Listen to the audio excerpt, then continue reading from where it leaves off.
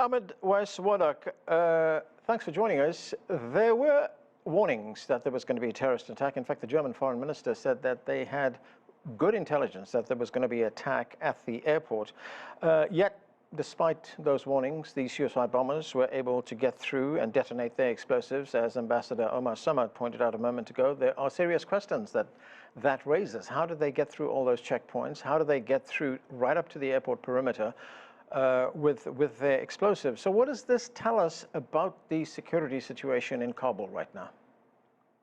Allow me to chime in a little bit on the origins of ISIS, which actually defects from the Tehrik-e-Taliban, TTP, the Pakistani Taliban, which goes back to the 2002, actually, who were disappointed with Pakistani government of cooperating with the U.S. and NATO forces against the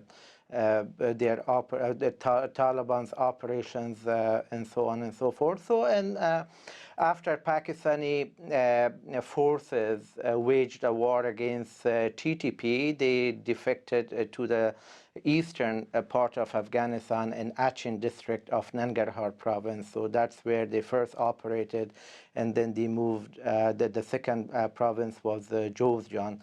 So in terms of their ideology, there is a significant difference between the Taliban and ISIS-K ideology.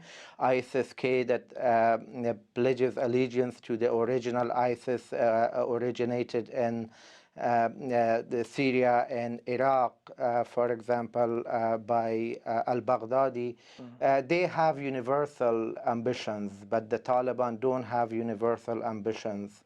So the war against Daesh, ISIS, was actually the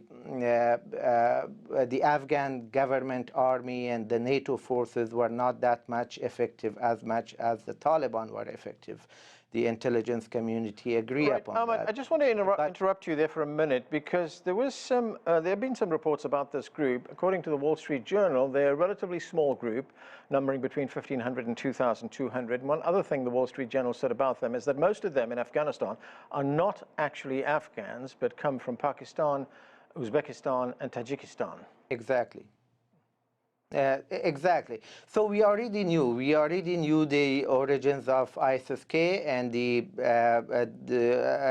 but what we didn't know was their ability to wage such scope of attack in the heart of capital. So with that being said, I think it adds pressure on the Taliban to form their government, inclusive government, as well as so they fill this void of the power gap in Afghanistan and Kabul. And it also adds on Washington here to legitimize the Taliban, the upcoming government of the Taliban, and as soon as possible. And because if, for example, the freezing the Central Reserve Bank's assets, for example, that has created a lot of economic struggles for the Afghan ordinary people. So the poverty will also make Afghans join these kinds of forces. Okay, let's bring in Joseph Williams. Joseph, great to see you again. Of course, this has an impact here in Washington. What are the political consequences for the Biden administration from what